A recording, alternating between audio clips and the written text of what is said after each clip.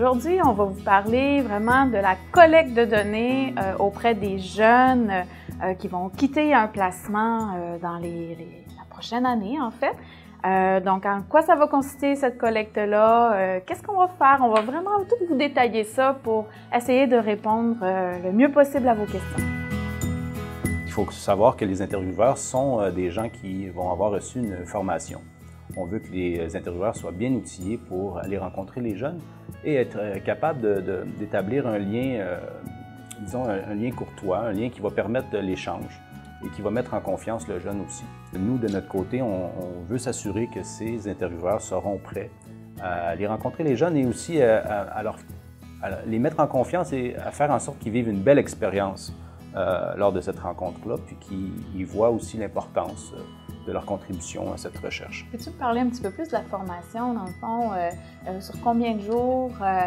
Qu'est-ce qu'on va regarder principalement dans cette formation-là? On va faire une formation qui va permettre aux intervieweurs de connaître les milieux de vie des jeunes, de connaître aussi les raisons pour lesquelles un jeune peut se retrouver en centre jeunesse ou peut avoir des services en centre jeunesse, mais aussi quelles sont les lois, quelles sont aussi les attentes par rapport à la recherche.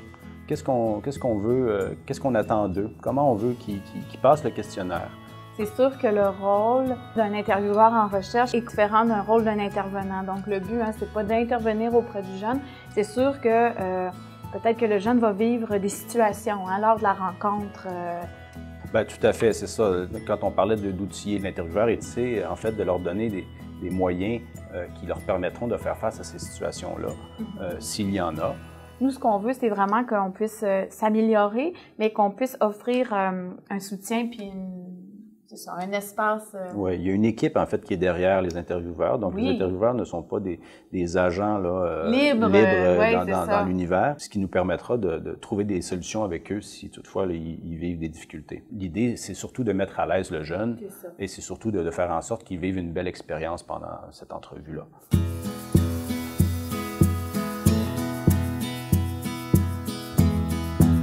Avant de parler du questionnaire, c'est vraiment intéressant de savoir que des jeunes qui ont vécu un placement ont contribué activement au questionnaire. On peut penser à la contribution du comité des jeunes EdGEP, mais aussi des jeunes qui ont participé au pré-test. Par exemple, se sont prononcés sur les termes utilisés, sur la clarté et la compréhension des questions, sur l'ordre des questions, mais aussi sur les thèmes abordés et les questions qui sont plus sensibles. C'est un questionnaire avec des questions, on appelle fermées, c'est-à-dire des questions à choix de réponse. Qu'est-ce qu'il va y avoir dans ce questionnaire-là? Plusieurs sections, en fait, qui abordent, qui fait un tour pas mal global de la vie du jeune actuellement.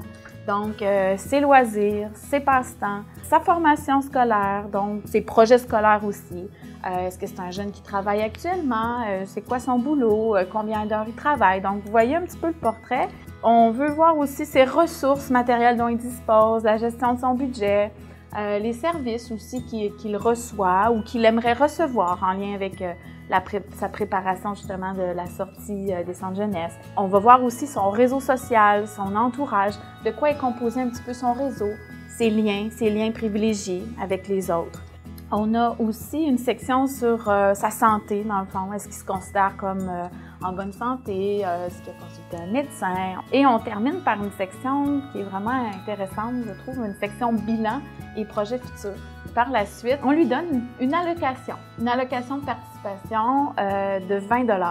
Donc, on lui remet sur le champ 20 $ pour le remercier. Point sur la confidentialité, par contre, ce serait important de clarifier ce point-là. Véronique, qu'est-ce que tu en penses? Tout ce que le jeune va nous dire est confidentiel. On est tenu par notre certificat éthique, dans le fond, de préserver la confidentialité des réponses du jeune. Dans le fond, le questionnaire va nous être retourné, mais on va le dénominaliser. On ne saura pas qui a répondu quoi. Exactement. Et les données, dans le fond, on doit les garder confidentielles.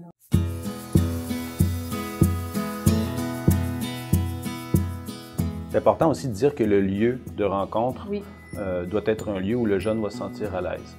Tout à fait. Dépendamment de son milieu de placement, il va falloir trouver un lieu qui va lui convenir. Donc, c'est sûr qu'un jeune qui est en foyer de groupe ou qui est en famille d'accueil aura peut-être des possibilités d'aller dans un café ou dans un lieu de son choix. Dans le fond, l'important, c'est de trouver un lieu qui est calme, qui invite à la discussion, mais qui préserve la confidentialité. Exactement, qui favorise l'échange. Oui, donc la collecte de données va se faire sur une période d'à peu près 2-3 mois à partir d'avril 2017.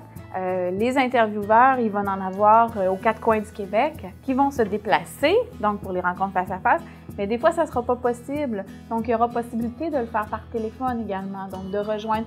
L'objectif, là, c'est vraiment de rejoindre le plus de jeunes possible intéressés. Et les régions, disons, plus éloignées de Montréal, partons de ce point de vue-là, ne seront pas négligées ou ne seront pas pénalisés par la distance qui nous sépare. Tout à fait. Si on a un jeune intéressé à nous rencontrer, on va se rendre. Maintenant, on trouvait ça vraiment important de parler du rôle des intervenants puis des éducateurs dans le recrutement des jeunes. Dans un premier temps, c'est de nous aider à rejoindre les jeunes en cas de difficulté, mais surtout de promouvoir l'étude auprès des jeunes avec qui vous intervenez. Donc, par exemple, vous pouvez en parler positivement. Dans le fond, c'est de nous appuyer dans ce grand projet-là qui va rassembler la voix de centaines de jeunes au Québec qui vont transitionner vers la vie adulte. Aussi, vous pouvez nous référer les jeunes aux besoins. S'ils ont des inquiétudes ou des questions en lien avec leur participation, c'est vraiment les accompagner là, dans leur démarche. Donc, si les jeunes veulent nous rejoindre en tout temps, aussi, ça c'est important, numéro 1-800 qui peuvent nous rejoindre gratuitement à travers le Québec. Et il y aura quelqu'un qui va être dédié à la ligne, donc du 9 à 9, tous les jours de la semaine et de la fin de semaine. Donc, n'hésitez pas.